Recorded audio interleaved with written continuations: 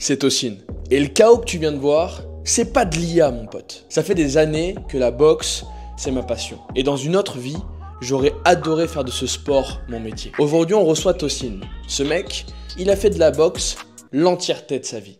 Il a été combattant, professionnel, en France, dans d'autres pays. Et aujourd'hui, ici à Dubaï, il est connu comme le promoteur des boxeurs sur place. Il entraîne des boxeurs, il en fait combattre, il crée des événements de boxe.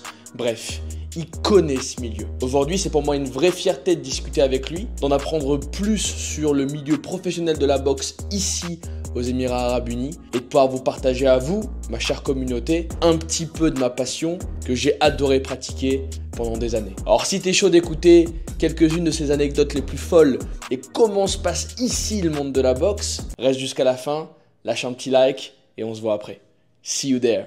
Frérot, je suis content de te recevoir aujourd'hui et en plus t'as un emploi du temps chargé, la famille à côté, 1000 trucs à faire, on est obligé de se prendre le soir pour réussir à discuter ensemble. Je suis vraiment content de discuter avec toi pour plusieurs raisons. Bon, aujourd'hui, tu travailles globalement sur le marché de la boxe. Overall, on va en discuter, ça va être le main sujet de la discussion aujourd'hui. Yes. Moi, la boxe, c'est le sport qui m'a fait grandir, qui m'a fait évoluer. Je suis amoureux de ce truc-là. Et c'est en ça que je voulais trop avoir une discussion avec toi, parce qu'aujourd'hui, tu es dans ce marché, qui est un marché qui peut sembler vraiment compliqué de l'extérieur, mais j'ai comme l'impression que tu as réussi à trouver des failles et des moyens de bien t'en sortir. Tu as aussi un passé de combattant que tu as un petit peu calmé aujourd'hui, on en a discuté juste avant. Et je suis du coup ultra curieux qu'on puisse prendre un peu de temps pour échanger sur ta vie, comprendre comment est-ce que tu en es arrivé là, qu'est-ce que tu as fait avant, comment tu as boxé, pourquoi tu as boxé, qu'est-ce que ça t'a appris, qu'est-ce que ça t'a apporté. Je pense qu'il y a encore beaucoup de gens qui...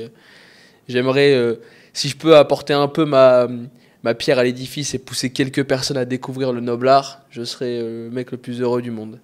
Donc peut-être pour commencer, je suis chaud que tu puisses te présenter en rapide. C'est une question qui est relou, je sais, mais dire un petit peu qui tu es et peut-être commencer par le début de ta life et comment est-ce que tu es arrivé un jour à chausser les gants, quoi. Ok, avec grand plaisir. Déjà, merci pour ton invitation. Ça fait plaisir de passer du temps avec toi. Et encore plus plaisir de pouvoir du coup répondre à toutes tes questions et partager ma passion. Pour me présenter rapidement, Tossi, pour ceux qui ne me connaissent pas, j'ai aujourd'hui 35 ans. Comme tu l'as dit, j'ai un passé de boxeur. J'étais dans le monde professionnel. J'ai raccroché les gants, mais bon, on ne sait jamais. C'est vraiment une opportunité. Se porte à moi. Bon, on est capable de pouvoir rechausser les gants rapidement. Et ça fait maintenant 18 ans que je boxe. En tout cas, que je suis dans l'univers de la boxe. Et voilà. Maintenant, aujourd'hui, ma passion, je vis de ma passion. Et ça m'a emmené ici à Dubaï. Et je développe maintenant aujourd'hui, que ce soit pour moi, dans le monde de la promotion, on en parlera un peu plus tard. Et j'aide aussi les combattants du coup aujourd'hui à combattre ici, sur Dubaï. Ah, c'est charmé. Comment tu as commencé la boxe? Enfin, pourquoi? Comment? Parle-moi de tes premières expériences. Ok. Let's get back in the past. Ok. Moi, ce qui m'a amené dans la boxe, en vrai de vrai, c'est... J'ai 2 grands frères. Ok. Et mes 2 grands frères boxaient. Et il y en a un qui boxe. Jusque maintenant, il boxe encore. Ok. Et en gros, moi, je voulais ressembler à un de mes grands frères. Donc, c'est ça le premier truc qui m'a emmené à la boxe. Donc, avant de mettre un pied dans une salle de boxe, je cherchais à me battre dehors. Écoute l'histoire. Je cherchais à me battre dehors et j'arrivais jamais à me battre. En plus, moi, j'avais un bon gabarit déjà étant plus petit. Et à chaque fois qu'on cherchait la merde avec des potes à moi, je t'assure que personne... Moi, dès que, tu vois, ça approchait, jamais on cherchait la merde avec moi. Du coup, à chaque fois, ça calmait l'histoire. On n'arrivait jamais, même dehors, on n'arrivait jamais à se battre. Du coup, je me suis dit, j'avais cette envie, je me suis dit, bah, du coup, je vais aller dans une salle de boxe pour pouvoir me tester. Et c'est ça qui m'a emmené en vrai à commencer. Et jusque maintenant, bah, je n'ai jamais quitté les rings. Charmé. Ouais. Je sais à quel point les premières expériences peuvent être folles dans la boxe. Tu peux arriver dans un gym avec que des mecs qui veulent t'arracher la tête et du coup être dégoûté de la boxe au bout d'une mise de gants. Tu peux tomber aussi dans un gym de dingue où les gars sont là parce qu'ils aiment le sport, ils veulent t'apprendre, ils sont OK avec le fait d'être gentils avec les débutants et de les faire progresser. Curieux de savoir quelles ont été tes toutes premières expériences, tu vois. Comment ça a starté cette histoire pour toi, quoi. Moi, j'ai commencé, comme tu l'as dit, j'ai commencé très mal. première expérience dans une salle de boxe. Alors, en fait, ça s'est fait en 2 temps. Je m'inscris dans une... Enfin, je suis mon frère dans une salle de boxe en France. Cette salle, elle est à Limeil-Brévannes, dans le Val-de-Marne. Et ce jour-là, je vais juste pour observer. Juste voir comment ça se passe. Tu vois, je veux prendre la température. Donc, je me mets au bord du ring, je regarde les mecs et tout. Avec les mecs, ils s'entraînent, etc. Et il y a l'entraîneur de la salle, d'ailleurs, père à son âme, il est décédé aujourd'hui, qui me regarde et qui me dit « Ah, encore un qui croit qu'il sait boxer. » Moi, j'ai dit « Ça sort d'où ça ?» J'ai dit « Non, j'ai rien dit, je suis juste venu voir et tout. » Il me dit bah, « Pourquoi tu viens voir? Pourquoi tu boxes pas ?» J'ai dit « Si, j'ai l'intention de venir, mais je prends mon temps et tout, etc. » Il me dit « La prochaine fois, ne viens plus si c'est juste pour regarder. Si tu viens, viens pour t'entraîner. Ramène tes affaires et tu rentres dans le ring. » J'ai dit « Ok. » J'avais 17 ans. Cette même période-là, je trouve un taf, mon tout premier taf, je trouve un taf au McDo. Et les horaires que j'ai au McDo, ça m'empêche d'aller m'entraîner à la salle.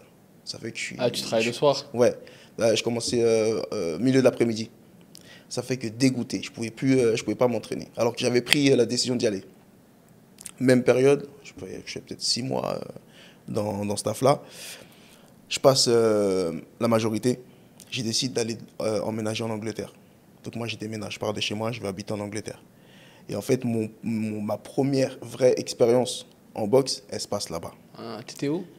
J'étais à Londres, à Stratford, East London. Et du coup, je cherche une salle. Je fais le tour, je regarde sur Internet, je fais le tour des salles et tout, etc. Pareil, je vais prendre la température, je vais observer et tout. Je trouve une salle qui me convient. Elle a bonne atmosphère. Elle a une bonne... les gens, ils ont des bons retours sur cette salle. Donc, je décide d'y aller.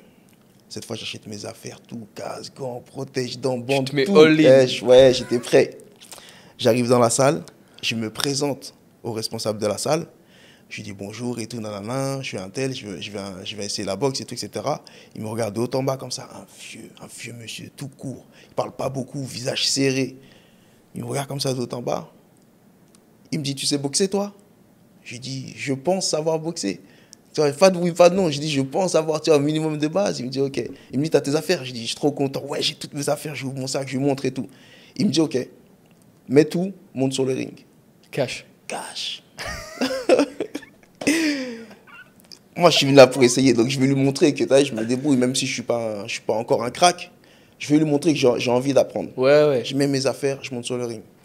La salle, elle s'appelle Repton. Repton Boxing Gym, elle est grave connue en Angleterre. Donc je mets mes affaires, je monte sur le ring.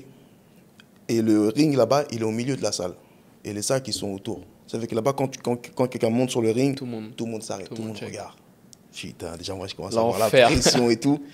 Il a appelé un de ses poulains. Oh là là là là. Un enfer. Oh là là, frérot, j'ai passé un sale quart d'heure.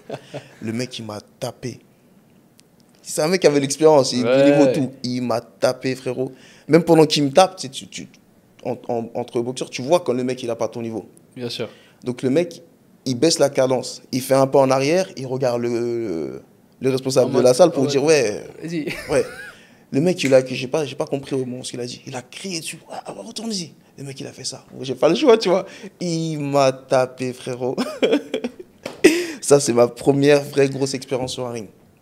Avant même d'avoir fait des avant même d'avoir tapé sur le sac, de savoir c'est quoi un jab ou un cross, un direct, je me suis fait défoncer. Et en fait, ça, c'est l'état d'esprit des coachs et des entraîneurs à l'ancienne. Ouais, ils sont bêtes et méchants. Eux, c'est va et tu vois, ils vont voir si t'as des couilles. Et c'était ça. Et moi, heureusement, il y a des gens aujourd'hui, ça aurait pu dégoûter. Ouais. Moi, Dieu merci, ça m'a pas dégoûté. Et ça m'a donné, en fait, directement un objectif. Je me suis fait taper, j'avais le seum, tu vois. Ouais. Mais ça m'a donné un objectif de me dire, bah, cette situation-là, je vais plus jamais la revivre. Et lui, du coup, c'est devenu un peu mon... Ton mentor. Pas mon mentor, mon target, mon objectif. Ah, tu veux le ce mec, ouais, voilà, ce mec-là, ouais. Normal. Ce mec-là, faut que je me venge, tu vois. Et du coup, en fait, c'est ça qui m'a nourri, c'est ça qui a fait que j'ai jamais lâché la boxe. Et que j'ai jamais voulu me retrouver dans cette situation-là encore. Fou. Ouais. Donc là, tu startes, expérience folle. En vrai, encore une fois, sur 100 mecs, il y en aurait sans doute 80 qui seraient plus jamais retournés dans la salle, ou peut-être 90. Il y a de grandes chances, ouais. Et je suis très chaud de from this day jusqu'à le moment où tu as rattaché plus ou moins les gants. C'est quoi un peu les highlights? Qu'est-ce que tu as fait? Tu as combattu quoi? Pourquoi? Peut-être une ou deux anecdotes qui traînent. J'ai envie d'avoir un petit résumé rapide de ta carrière De toute ma carrière. et de ce que tu as fait, quoi. Écoute, ce que j'ai fait pendant ma carrière, j'ai une assez belle carrière amateur. J'ai traîné longtemps chez les amateurs. Donc, j'ai vécu 6 ans en Angleterre. Donc, pendant 6 ans, je me suis entraîné là-bas. J'ai tourné dans plusieurs salles et tout, etc. J'avais ma licence. J'ai fait des combats. J'ai fait mes premiers combats, du coup, là-bas. Ok. T'étais En mode un gars gros training, enfin tu t'envoyais. ouais. Ah, moi, pour moi, c'était mon taf. J'avais mon taf à côté, mais pour moi, ma vie, c'était la boxe. Ouais. Donc moi, franchement, jusqu'à aujourd'hui, j'ai fait tourner toute ma vie autour de la boxe. Donc que ce soit avec ma femme aujourd'hui, que ce soit avec mon taf, j'étais pompier, moi. Ah, Sapeur-pompier pendant longtemps, tu vois. Pendant 10 ans, ma vie tournait autour de la boxe. Donc toutes mes décisions, je les prenais par rapport à la boxe. Et donc j'ai fait mes débuts de carrière en amateur en Angleterre. Après ça, j'ai pris la décision de rentrer en France. Parce qu'en fait, pendant que j'ai vécu là-bas, je faisais des séjours, forcément, je rentrais en France de temps en temps, voir mes parents et mes frères. Et je prenais toujours mes affaires de boxe. Et en fait, le monde amateur, il est meilleur en France. L'encadrement, le niveau, tout, il est meilleur en France qu'en Angleterre. Et en Angleterre, en fait, c'est très connu pour la boxe, mais plus pour le monde pro. Donc moi, mon objectif, c'était de prendre plus de niveau, plus de level, plus d'expérience et tout, en France. Et de revenir encore en Angleterre pour après, passer pro et après revenir en Angleterre et faire ma carrière en Angleterre. Entre-temps, je me suis un peu perdu. Je te raconterai un peu, mais c'est par rapport à ma femme. J'ai rencontré ma femme et tout, etc. J'étais pas focus à 2000% du coup. Et du coup, je suis rentré en France et j'ai continué du coup ma carrière amateur. Donc j'ai fait plein de compétitions. J'ai dû faire peut-être une trentaine de combats en France. J'ai aussi touché l'équipe de France militaire. Je fais des stages avec eux. On avait prévu du coup de faire des compétitions et tout avec eux. Mais c'est pas fait. Moi, au même moment, j'avais pris la décision de passer dans le monde professionnel. Donc ça, c'est pas fait.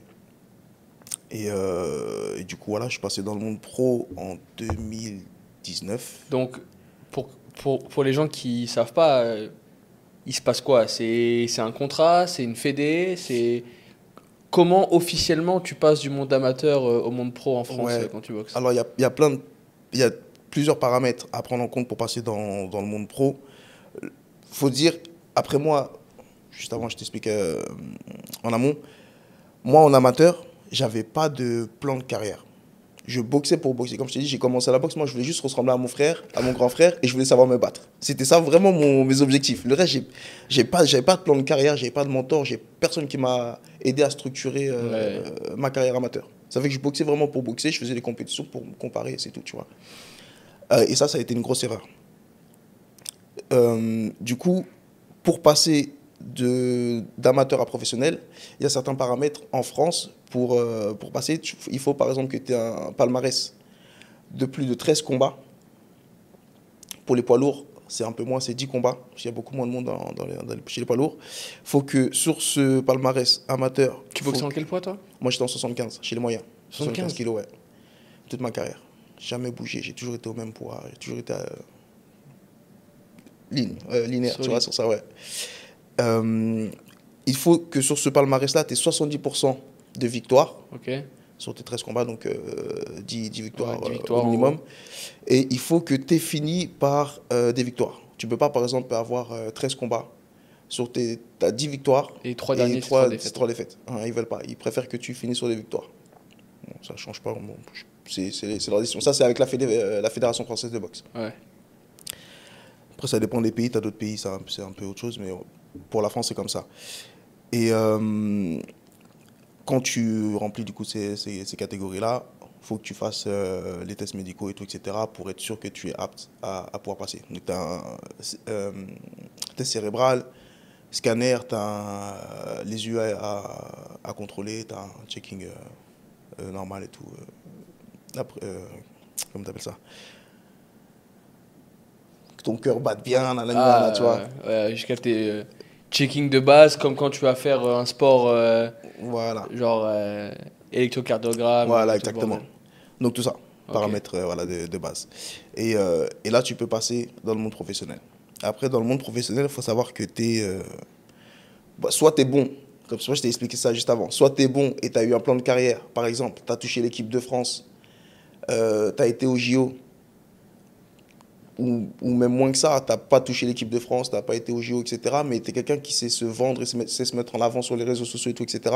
Et ben tout ça, sache que ça va t'être bénéfique. Tu décroches un sponsor. Voilà, tu vas décrocher des sponsors, tu vas décrocher un manager, tu vas sûrement être approché par des promoteurs, etc. Donc, à partir de là, tu as gagné. C'est pour ça que c'est ce que je partage aussi sur mes réseaux. Il faut que tu aies un plan de carrière dès le monde amateur. Il ne faut pas attendre de passer dans le monde pro pour ça.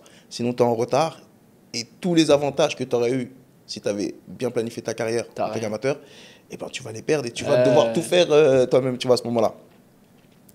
Et donc, ouais, du coup, si tu n'as pas tout ça, tu es indépendant, tu dois prendre un statut d'auto-entrepreneur et tu gères ta carrière tout seul. Il faut que tu ailles chercher des combats, il faut que tu ailles trouver des sponsors, il faut que tu ailles t'entraîner, il faut que tu payes tes coachs, ton encadrement pour pouvoir avancer, évoluer dans le monde pro. Pour pouvoir avancer. C'est compliqué de Donc ouf. c'est un... Moi, c'est vraiment le truc. Enfin, moi, j'ai jamais eu le niveau pour... Enfin, même, je voulais pas passer pro. J'avais déjà commencé le business et tout à côté, avec les expériences que j'ai eues. Mais quand je voyais même des potes à moi aujourd'hui que je connais qui sont pros ou qui sont restés amateurs, qui n'ont jamais franchi le pas et tout, c'était toujours ce sujet de... Mec, faut tout gérer, frère. Tu vois. Ouais. Et, enfin, pour avoir fait quelques combats amateurs et tout, je vois déjà la complexité que c'est, bon, sauf pour toi apparemment, mais de gérer une bonne prépa et de la faire comme il se doit, tu vois, c'est un taf. Enfin, je veux dire, moi, quand je boxais et quand c'était vraiment le truc qui animait ma vie, c'était à temps plein, mec, tu vois. Tu penses qu'à ça, tu dors pour ça, tu te lèves pour ça, tu manges pour ça, tu t'entraînes pour ça. Ouais. Et je me suis dit, mec, imagine, tu passes le pas et au-delà de ce truc-là qui te prend déjà 12 heures par jour, plus le repos parce que tu es explosé quand tu es en prépa, tu fais que de t'entraîner, le corps il morphe et tout. On top of that, je dois gérer le business, donc trouver des sponsors, gérer mon plan de carrière, aller reach out des promoteurs pour choper des combats intéressants. Ah. Et c'est en ça que je trouve que ton positionnement d'aujourd'hui est trop stylé, on va en parler après, tu vois. Merci. Mais t'apportes une... En vrai, nous, ce qu'on fait avec Closers pour les vendeurs qui n'arrivent pas à se lancer en tant qu'indépendants, c'est toi ce que tu fais avec les boxeurs qui galèrent à se lancer de leur côté, tu vois. Ça. Et c'est énervé comme positionnement. Mais c'est bien que tu joignes les deux. Mais du coup, il est bien, mais en même temps, il est grave compliqué. Pourquoi? Parce que nous, notre monde, il n'est pas éduqué pour ça. Ouais. On n'a pas conscience du business dans le monde professionnel. Bien sûr. Malheureusement. Ça fait que tu as tout un travail en amont à faire pour les éduquer dans un premier temps et après leur faire comprendre et leur ouvrir les yeux que c'est ça qu'il faut que tu mettes en place, c'est de ça que tu as besoin, etc., etc. Alors que toi, tu es dans le monde du business et les mecs, ils veulent directement évoluer, générer de l'argent, faire de l'oseille, etc. et faire grandir leur société, leur compagnie et tout. Bien sûr. Donc, ils sont déjà ce mindset-là. C'est ça la petite problématique que je rencontre dans mon domaine, malheureusement. Absolument. Puis en plus, nous, par exemple, les gens qui veulent se lancer dans la vente, c'est les gens qui connaissent déjà le job, qui veulent gagner de l'argent, qui savent pourquoi ils font ça, dans quel objectif. Souvent, quand tu prends des petits jeunes qui sont boxeurs, ils ont juste envie d'arracher des têtes au début, tu vois, et tu penses pas à l'argent, tu penses juste à travailler, kiffer, vas-y, t'envoyer. Ouais, c'est vrai qu'en termes d'awareness du marché, toi, c'est quand même une niche qui est... Enfin, c'est un segment qui est bien plus compliqué. Donc, tu startes à poil, tout seul. Moi, ouais, exactement, à poil, comme tu l'as dit. C'est-à-dire que... Mais aujourd'hui, en même temps, moi, je suis vraiment content de ça. Ouais. Parce qu'aujourd'hui, c'est ma force. Et ouais. Tu vois, si j'avais pas, justement, si j'avais été encadré, j'aurais pas connu tout ce que je connais aujourd'hui, j'aurais pas fait tout ce que je fais aujourd'hui, j'aurais pas mis en place tout cet écosystème-là. C'est toi qui as dû tout faire à la main. Exactement. Et moi, c'est ce que je dis toujours aux boxeurs avec qui j'échange et que j'accompagne et tout. Si t'as pas, ou si on ne te propose pas ce que tu veux ou ce que tu recherches, eh ben, va le faire toi-même, fais-le toi-même, mets-le en place toi-même. Et ben moi, c'est ce que j'ai fait pour moi. J'avais pas de sponsor, j'intéressais pas les promoteurs, j'ai pas de manager. Il fallait que je me manage tout seul, il fallait que je me promote tout seul, il fallait que je me mette en avant tout seul, je cherche des combats, personne ne me propose de combats.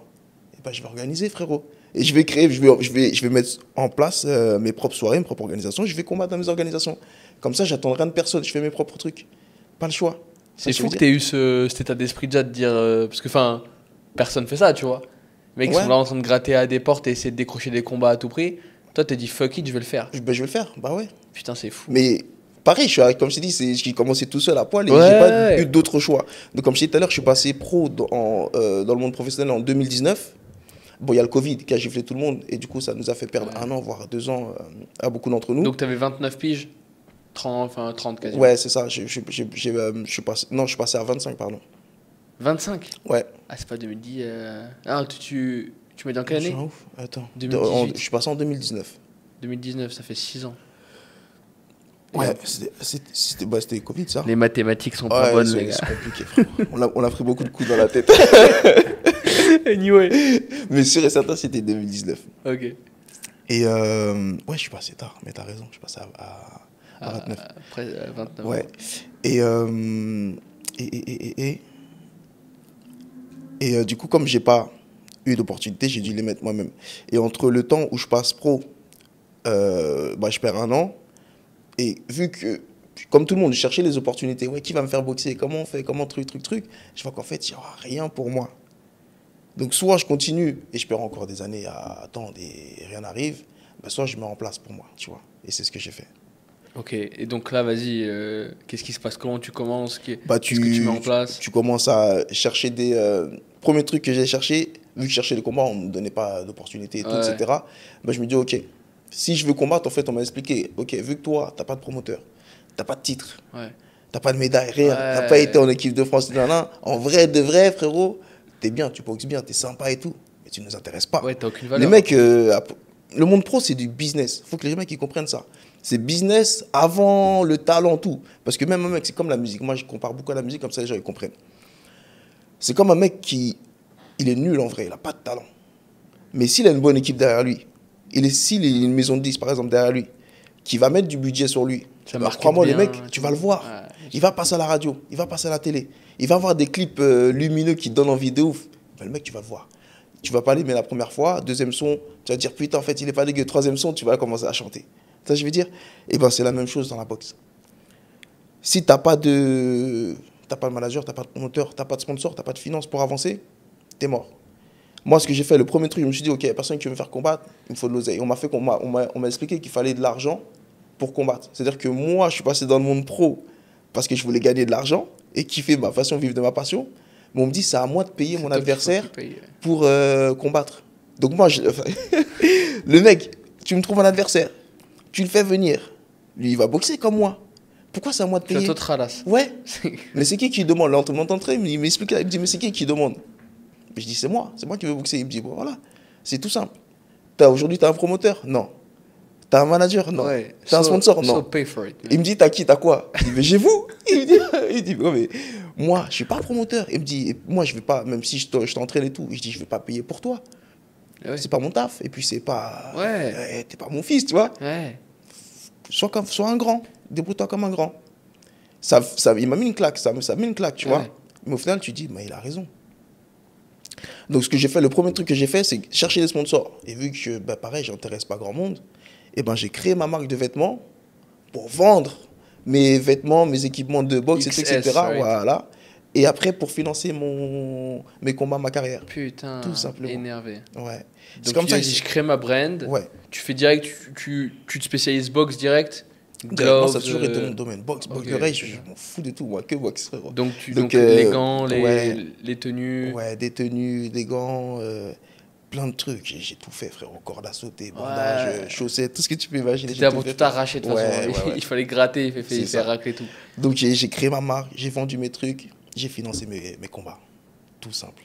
Et il n'y a pas d'autre choix. Soit tu as une équipe, une fois de plus, soit tu as une équipe et c'est eux qui vont financer, ceux qui vont mettre les trucs en avant pour toi, soit tu n'as pas, il faut que tu te débrouilles tout seul. Ouais.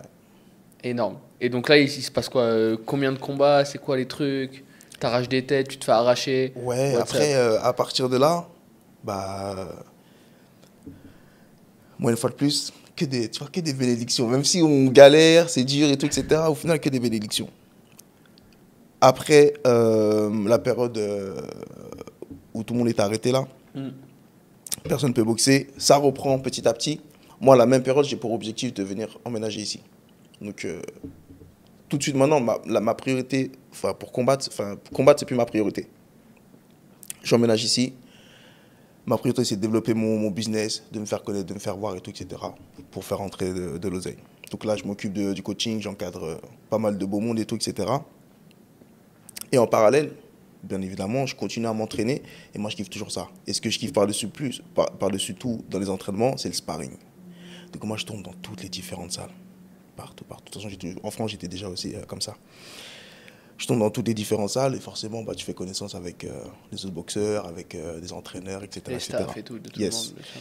Et un jour, il y a un mec qui me dit ah, toi, tu boxes bien et tout, ça te dit pas de combattre? On avait échangé et tout un peu, etc. Et il me dit, toi, t'es pro, toi? Je dis, ouais. Il me dit, ok, ok. Il me dit, tout, ça te dit pas de combattre et tout? Je dis, non, en vrai, non, merci, tu vois. C'est plus ma priorité. Il me dit, ok. Un autre jour, on se croise encore dans une autre salle. Il me revoit encore mettre les gants et tout.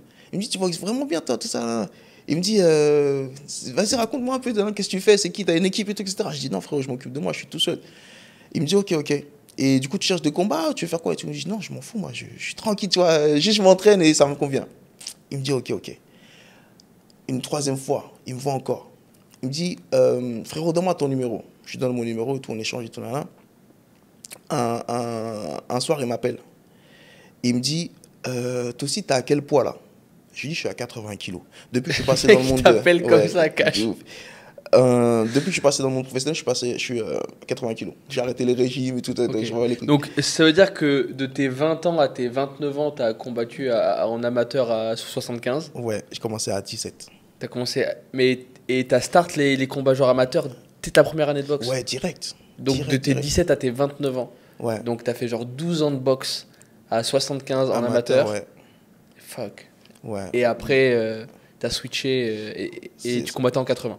Ouais, j'ai combattu en 80 en pro. Et du coup, le mec, il me dit, ouais, il m'appelle, il me dit, ouais, t'as à quel poids? Je lui dis 80. Il me dit, parfait et tout.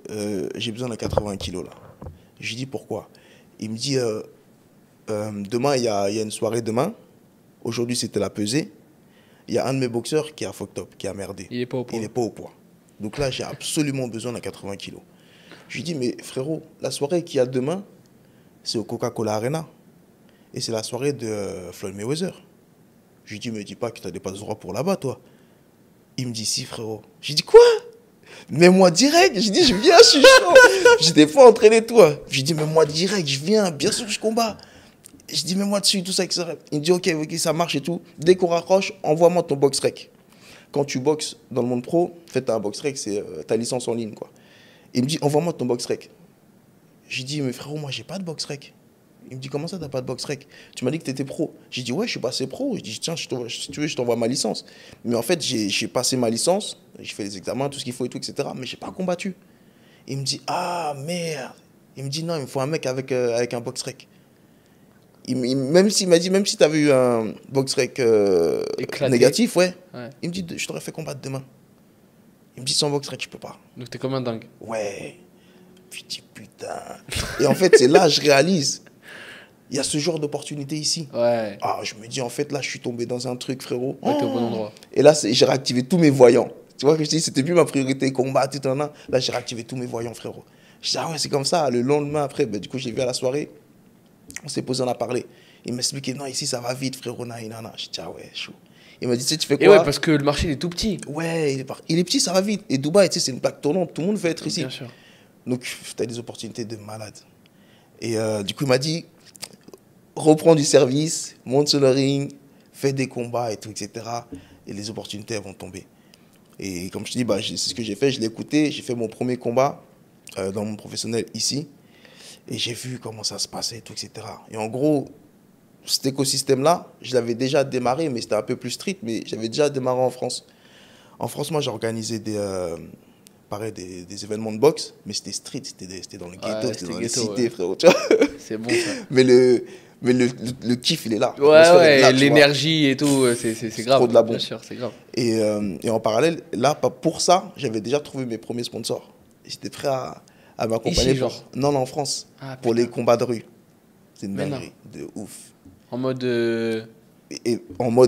moi, j'organisais... King of the Street, quoi. Ouais, voilà. Mais c'était quoi? C'était bare knuckle? Non, c'était boxe anglaise. Boxe anglaise. Boxe anglaise. Donc les mecs, ils Mais ont en des mode, gants, ils ont des casques.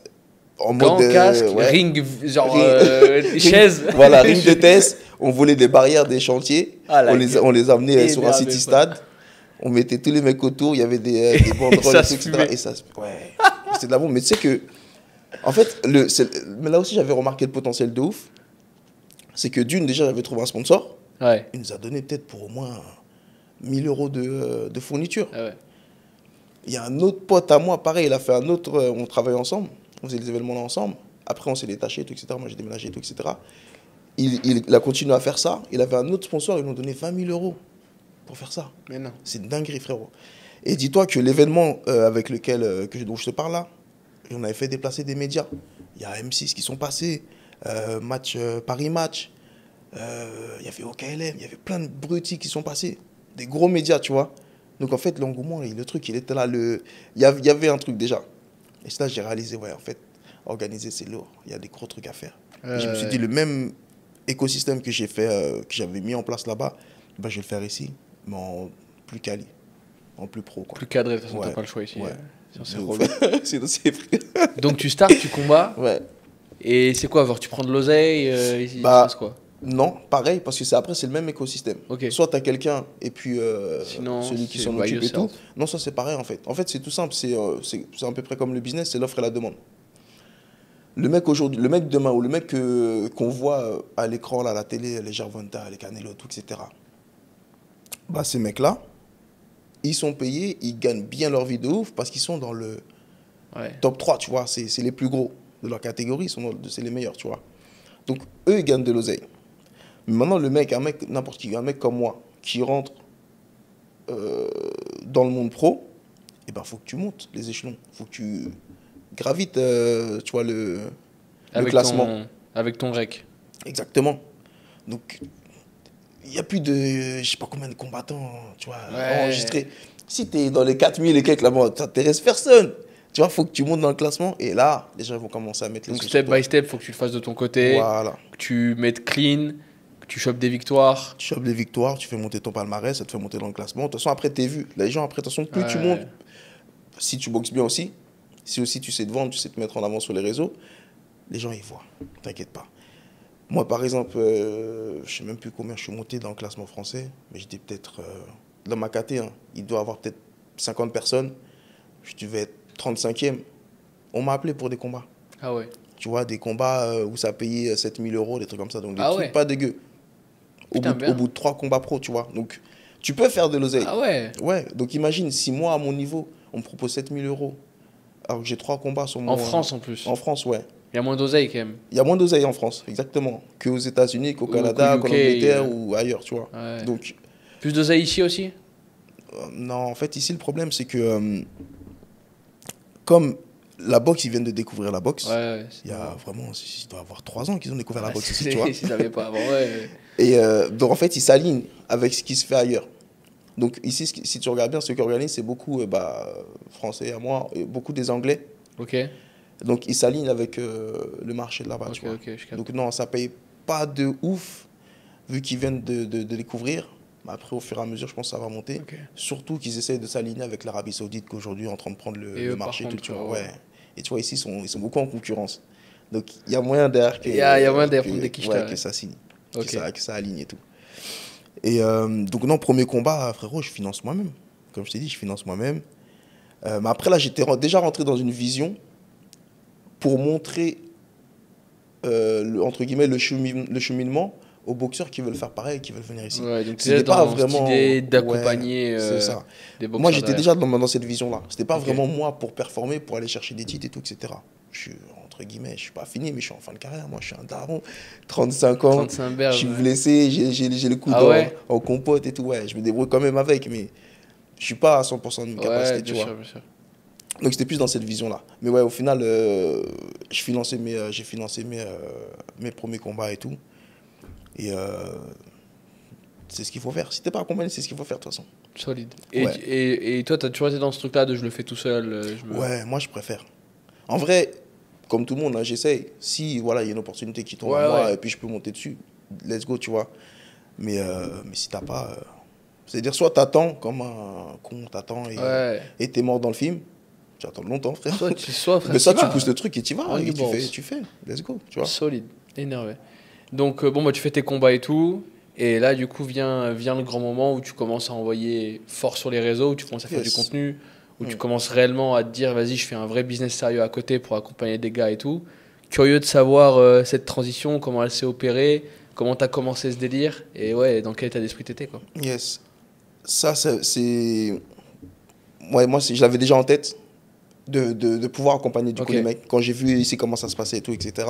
Et en fait, bah, je me suis dit, on va le faire forcément pour leur montrer la voie, montrer comment faire et que c'est pas si dur que ça et que c'est moins compliqué en plus. Tu vois, comme je t'expliquais tout à l'heure avec la Fédération française de boxe, par exemple, tu as beaucoup d'étapes pour pouvoir passer dans le monde professionnel. Et très sincèrement, pour moi, c'est une bonne chose. Tu vois, parce que ça permet de réguler, de filtrer aussi, et de pas, c'est de la boxe quand même, on prend des bien sûr, risques, bien sûr. de monter sur un ring, C'est et de dangereux. pas ouais, Les laisser... gens l'oublient souvent, mais Ouais, il y en a beaucoup, franchement, ouais. Attention, il y a des morts, tu vois, sur le ring, plusieurs. Ça arrive, ça arrive. c'est... C'est rare, Ouais. mais ça arrive, tu vois. Et ici, en fait, Le gars qui on a- disait c'est on un a- jeu dangereux, frérot. de ouf. Et ici, on n'a pas encore toutes ces conditions pour passer dans le monde Donc c'est professionnel, et tout, encore etc., pour combattre. sneaky. un Donc, peu. ouais, tu peux encore, tu vois. Il y a des mecs, t'arranger. ouais. Donc, justement, si ces mecs-là, parce qu'il y en a beaucoup, je suis constamment au téléphone avec moi, les différents boxeurs et tout, vraiment de tout niveau. Des titrés, des pas titrés, des retraités, des pas retraités, vraiment de tout, de tout, de tout. Des amateurs, des mecs qui viennent passer dans le monde pro, vraiment toutes sortes de profils. Et ces mecs-là, enfin pour les boxeurs, ici, il y a des portes ouvertes de fou. Donc le mec, par exemple, qui vient de passer dans le monde pro, j'en sais rien, qui a un combat ou je sais pas quoi, tu vois, et qui veut se construire une carrière assez, entre guillemets, rapidement, qui peut vouloir sauter les étapes. Ouais, c'est un smart move de venir ici. Ouais, de fou. Ici, de fou, tu vois. Ouais. Après, voilà, il y en a plein, moi, qui m'approchent. Ouais, je veux passer pro. Ok, frérot, c'est quoi ton record? C'est quoi ton palmarès? Ah non, j'ai 0 combat. Ouais, mais... non, frérot. Il y en a vraiment, c'est des fous. Mais il y en a. Tu vois, il y en a Et qui parce tentent. qu'ils se rendent pas compte, frère. C'est dangereux de ouf. Mais il y en a qui tentent quand même, tu vois. Moi, ces mecs-là. Tu sais que c'est gaulerie parce que, genre, les gens qui viennent juste de start. Enfin, moi, je vois toujours ce truc-là. Les gens qui viennent juste de start la boxe, en plus, en ce moment, frérot, les mecs que tu vois envoyer sur Insta, fight, frérot, les mecs, du jour au lendemain, tous les gars, ils sont devenus fighters, frérot. De ouf. Ça me rend fou, frère. C'est parce que pour moi, c'est un manque de respect de la discipline, tu vois, je te dis la vérité. Et c'est fou parce que les gars, ils se rendent pas compte du niveau, enfin, de la différence de niveau qu'il y a, frère. Ouais. Genre, enfin, pour eux, genre, quand t'es un très bon amateur et un pro average qui a 7, 8, 9, 10 combats, les gars ils disent ouais, moi je vois pas la différence. Mais frérot, enfin, wake it up. Ouais. Genre, ouais, enfin, mais c'est fou. Là, j'ai tourné genre avec un pote qui m'a fait juste, j'ai mis les gants parce que il vient juste de commencer la boxe. Il a commencé il y a 1 an, mais il tape que sur un sac depuis 1 an, il a pas fait un sparring de sa vie, tu vois. Ouais, ouais. Il me dit, frère, mais je comprends pas. Genre, c'est pas compliqué, tu vois. Et bref, genre, on a mis les gants. Et genre, seconde 1, il s'est rendu compte que, genre. Mais Il parce y avait un que gap. les gens, ils se rendent pas compte, frère. Non, tu ils se vois. rendent pas compte. Avant d'être sur le truc. Mais ouais. Enfin, moi, et tu vois, ce que je disais. Ouais, là, je suis rentré en France en décembre et j'ai tourné vite fait avec des gars qui sont classés et tout, qui sont bons et tout. Et je lui ai dit, j'avais la haine, je me suis fait démonter et tout. Je lui ai dit, putain, et il me dit, mais comment ça, tu t'es fait démonter? Toi, t'es pas bon à la boxe? Et je dis, mais frérot, je crois que tu te rends pas compte, genre.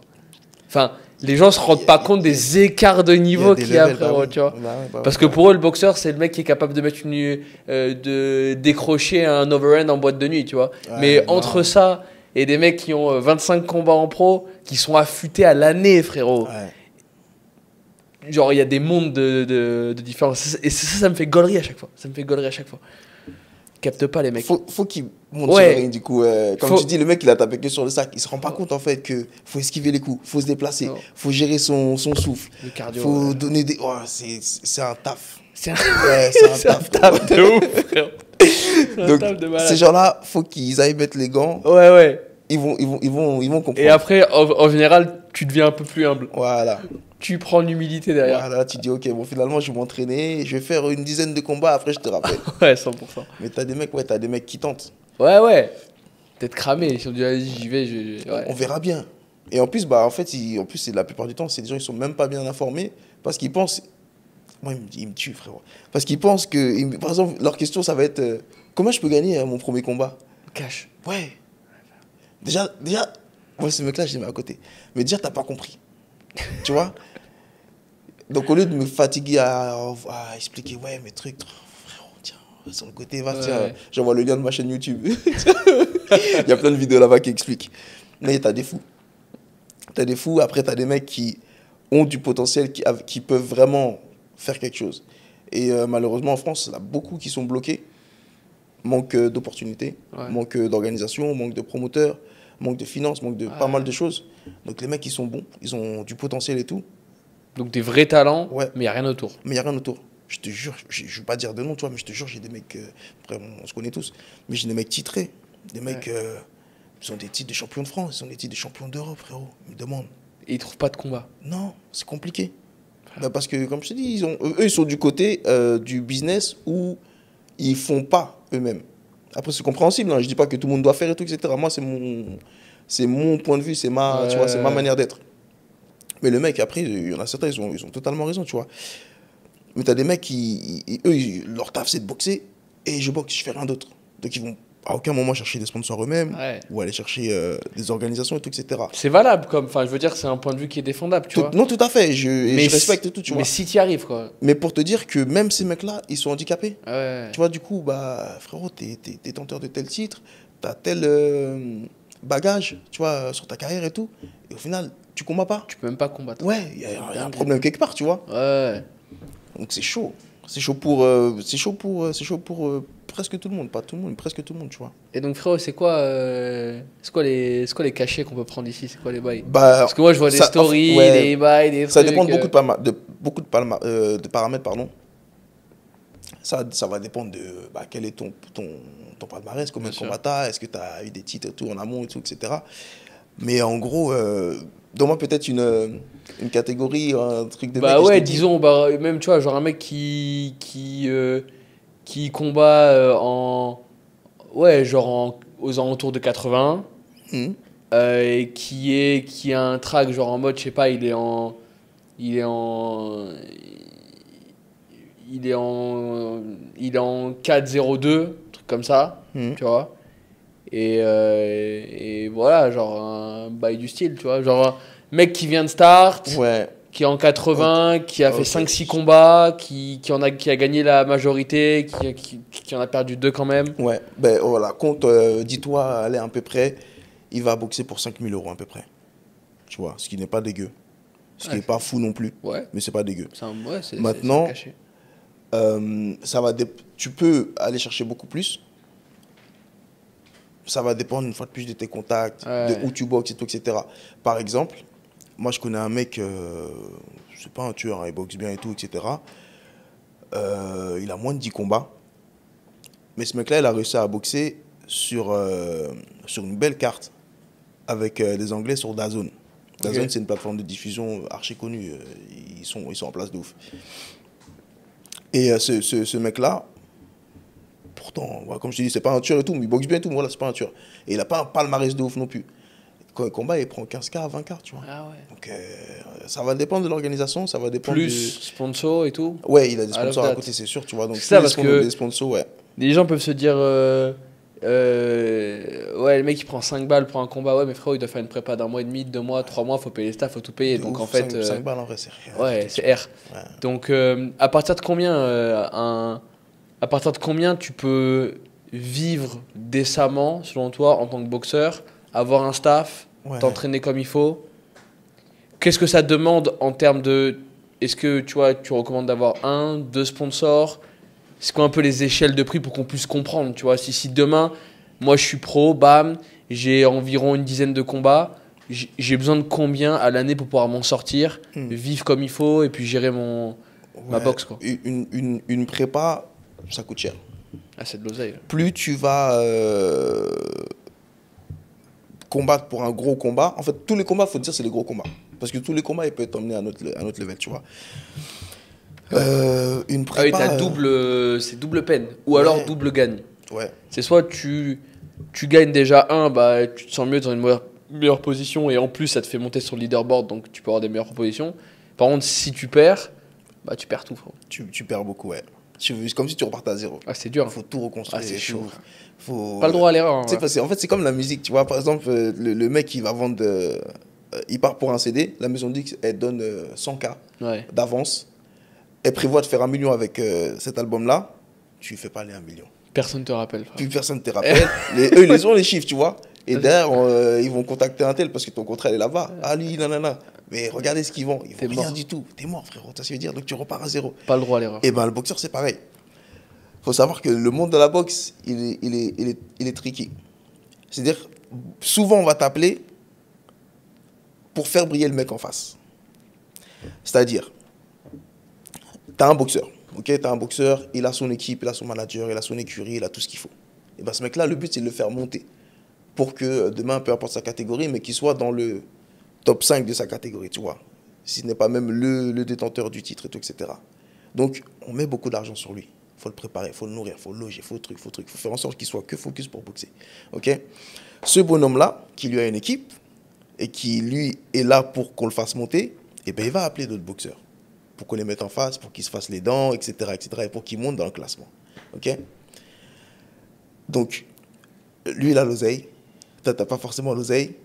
Eux, attention, ils vont tout faire et tout mettre en place pour que lui soit dans les meilleures conditions, mais pas toi. C'est-à-dire, ils vont t'appeler peut-être à 10 jours du combat. Ouais, mais ça, c'est tout le sujet des... Tu connais, tu vois. Et ça, genre, c'est un truc que les gens comprennent pas sur les contrôles de carrière, mais en fait, il y a des carrières qui sont incomparables parce que tu peux avoir des mecs qui ont 0 défaite, qui ont fait je ne sais combien de dizaines de combats, mais qui ont toujours choisi leur combat et ont été toujours très bien gérés par les promoteurs derrière. Et effectivement, si toi, tu sais très bien que tu vas combattre tel jour, tu as 3 mois, et que frérot, t'es affûté, t'arrives, t'es un cutter, frérot. Et derrière, t'appelles un gars à 10 jours de l'acquis en disant ouais, mais regarde, tu vas boxer contre lui, très gosse beau, frérot, belle carte et tout. Tout le monde vient, tu vois. Les mecs, ils arrivent à 10 jours, ils s'en battent les couilles, ils sont pas préparés, ils prennent leur cachet. Et toi, du coup, tu pumpes ton leaderboard et puis tu continues de grandir, quoi. Mais c'est ça, les gens ont du mal à comprendre les mécanismes qui ont derrière, derrière la boxe. En fait, faut chercher, faut se renseigner. Tout, mais c'est très business. C'est business avant tout. C'est business. Et regarde, il y a un cas là qui est arrivé il n'y a pas longtemps, un boxeur français qui s'appelle Bruno Suras. Je sais pas si tu as suivi. Non, mais je vois qui c'est. Ok. Ce boxeur-là, on l'appelle contre un tueur de sa catégorie. Je crois qu'il était dans le top 5, frérot. Il avait combattu Canelo. Ok. Et même Canelo, il a gagné, tu vois, Canelo. Mais il a gagné au point. Il n'a pas fait béton, tu vois. C'est-à-dire que ce mec-là, il est déjà au top. Solide. Donc, on lui met en place des combats pour rester en forme, pour toujours performer, tu vois. Et pour toujours continuer à monter, pour dire, voilà, regardez la performance qu'il a fait tel jour et tout, telle date, et tout, etc. Donc, on va aller, ils vont chercher plus gros. Et maintenant, ce mec-là, classé loin derrière, tu vois. Mais on se dit, c'est un risque, mais c'est un tout petit risque. Donc, on va chercher lui, on prend pas trop de risques, on va pas chercher un tueur, tu vois. Le mec, je suis dans le top 5, je pourrais aller taper un top 10, tu vois. Ouais, dans tous les cas, je suis au-dessus de lui. Mais non, on est parti chercher un top bien sûr. 30-40, tu vois. Histoire d'être sûr que ça va faire un beau combat, tu vas briller et tout. Donc, les sponsors sont contents. Pay-per-view, on est bon aussi. Voilà. Mais pour autant, tu prends pas trop de risques. Exactement. Et bon, il y a 90% de chances que tu gagnes. Pas besoin de faire trop d'efforts. Et frérot, t'as combattu Canelo, c'est pas ça qui va te gêner, tu vois. Bien sûr. Mais en vrai, c'est normal. Enfin, je veux dire... ça marche comme ça aussi, effectivement. Nous genre, enfin, on a toujours un peu tendance à critiquer en tant que spectateur parce qu'on dit vas-y, genre il abuse, frérot, tu vois. Mais en vrai, si t'es à sa place, pourquoi tu vas te fatiguer à aller te fracasser contre un mur alors que tu peux prendre des gars un peu moins forts, tu vois. Et ben généralement, quand ça se passe, toute la cote elle est pour lui, tu sais qu'il a gagné à 95% de chance, tu vois. Et ben ce bonhomme-là, il s'est fait éteindre. Mais arrête. Ouais, par le français. Et maintenant, ça retourne toute la situation. C'est que là, pour le coup, par contre... Lui, tu sors, là, t'es un dieu, tu vois. Là, t'as toutes les portes qui s'ouvrent. Des opportunités, des sponsors, tout ce que tu veux. Tout le monde te contacte. Ouais, tout le monde te contacte, tout le monde veut te combattre et tout derrière. Tu vois, là, vraiment, tu vis la boxe. Là, tu prends l'oseille.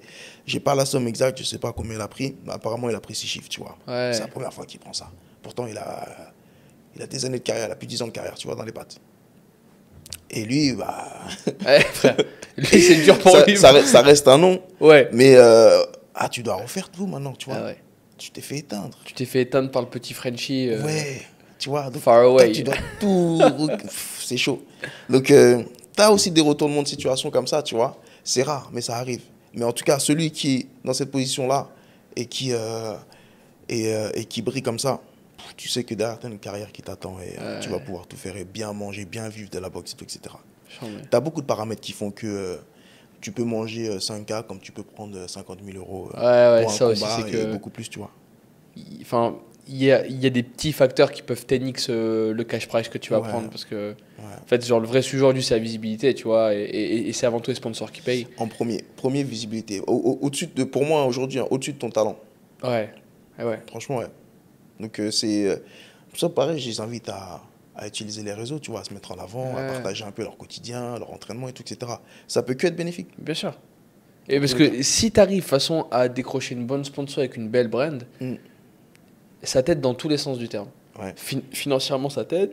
Bon, évidemment, en plus, potentiellement, ils te fournissent du stuff. Ouais. Mais top of that, ben, un gars même un promoteur sera toujours plus intéressé à aller contacter un mec qui est déjà sponsor par une team. Ok, ce gars-là, il est en place, il a une équipe, il est solide, il sait comment ça fonctionne. Bien sûr. C'est un gage de professionnalisme, tu vois, d'être sponsorisé. Donc, ouais. Et aujourd'hui, les réseaux, frérot. Ouais, pareil, je veux pas citer son nom parce que je pense que ça doit être confidentiel entre lui et les marques qui les sponsorisent, tu vois. Mais encore, il y a même pas 3-4 jours, là, j'étais à table avec un beau boxeur. Et il me disait qu'il a 2 sponsors qui le suivent à l'année. Et lui, ces 2 sponsors-là lui donnent 50 000 euros à l'année. Donc lui, il fait 100 balles déjà par an, juste de rien qu'avec les sponsors, tu vois. Et pourtant, aussi pour que les mecs ils comprennent, le sponsoring, être accompagné par des marques, par des entreprises ou autres, c'est encore plus important que de combattre. Parce que dans une bonne année, même si tu as un staff, tu as tout ce qu'il faut, tu vas combattre 4 fois. Ouais, 3-4 fois. Ouais, 4 fois grand max, et c'est beaucoup 4 fois. C'est beaucoup. Tu vois. Donc, dans une année, tu vas combattre 4 fois, et pas à tous les combats, après ça dépend du niveau auquel tu es, tu vois, où tu vas prendre des vrais gros chèques. Ouais, c'est clair. Donc, dans tous les cas, mieux vaut être accompagné, avoir des sponsors et miser vraiment sur ça, plutôt que sur les combats. Bien sûr, mais de toute façon, je sais même pas s'il y a vraiment des boxeurs qui gagnent plus en cash prize qu'en sponsor, tu vois. Enfin, ça doit être très rare. Pas les Français, en tout cas. Ouais, parce que c'est vrai que chez les Carnets, des fois, tu as des cash prize de malade. Ouais. Mais en vrai, les gars qui tapent des très gros cash prize, c'est des mecs qui ont des gros sponsors déjà, tu vois. Ouais. Et genre, aux US, les sponsors, c'est pareil, ça arrose de dingue. Bon, c'était chiant, merci pour ces anecdotes, c'était ouf. Je suis très chaud qu'on puisse conclure sur que t'expliques en 2-2 ce que tu fais aujourd'hui en vrai. Et moi, je sais qu'il y a quelques mecs qui boxent, qui me suivent, donc peut-être les gars, je sais pas si ça peut réussir à te ramener quelques mecs intéressants et intelligents. Avec grand plaisir. Je suis très chaud. Déjà, moi, ce que j'aime beaucoup faire, c'est tous ceux qui viennent ici sur Dubaï, c'est faire en sorte qu'on se rencontre. Vous rentrez en contact avec moi, je vous emmène mettre les gants, on tourne, on se rencontre, on échange et tout, c'est sympa. Et après, vraiment, pour les mecs qui sont impliqués au niveau des compétitions, que ce soit amateurs ou pro, même les amateurs, c'est intéressant pour eux, tu vois. Gagner en visibilité, avoir une expérience autre qu'en France. Bah, moi, aujourd'hui, j'organise des soirées, des galas. Donc, il y a des opportunités régulièrement ici. Il y en a beaucoup même. Il y en a limite tous les week-ends. Donc, pour les infos, c'est où? C'est Insta le mieux? Ouais, Insta. Franchement, je suis sur tous mes réseaux. Je suis actif, mais principalement Instagram, ouais. Plus simple. Je réponds vraiment et je joue vraiment tout le monde. Moi, je néglige personne. Donc, Instagram. Et puis, voilà. Les mecs qui veulent combattre, j'en ai déjà fait combattre plus d'une dizaine ici. Ceux qui veulent combattre, que ce soit en amateur ou en pro, il y a des soirées régulièrement. Ma prochaine, d'ailleurs, elle a lieu le 15 février, là. Où? Sur la plage à JBR. Mais donc non. un beau petit événement. Ah, c'est chaud, je vais venir. Ouais, beau gosse. Ah, je vais passer dessus. Yes. Énervé, frérot. Nickel. Écoute, trop bien, j'étais vraiment content de t'avoir. Il y a 1000 trucs que j'aimerais diguer, mais je trouve que c'est un bon épisode. Je pense que j'aimerais bien te faire revenir et puis qu'on puisse aller creuser un peu l'histoire de la boxe, des trucs aussi gauleries et tout. Je serais très chaud. Je sais pas, lance un podcast sur le ring aussi, frérot, ou on start entre temps. Ouais, j'en ai un en plus. Et on discute à propos des nouvelles et tout, tu vois, les news sur la boxe et tout. Ouais, non, c'est cool. C'est cool. Écoute, c'est trop cool de pouvoir te rencontrer, parce qu'en vrai, on se rencontre pour la première fois physiquement ici, tu vois. On échange sur les réseaux, c'est vrai. Ouais, et c'est chambé de t'avoir eu. T'es un bête de gars, un de malade. T'es un vrai combattant, frérot, ça se voit. Donc merci beaucoup d'être venu. Suivez ce gars-là, allez voir ce qu'il fait. Et s'il y a quelques gars intéressés par mettre les gants ou plus si affinité, allez checker son Insta, de toute façon on mettra tout en Nickel. dessous. Parfait. Merci beaucoup, frérot. Merci à toi pour See you l'invitation. there, guys. Bye bye. Yes.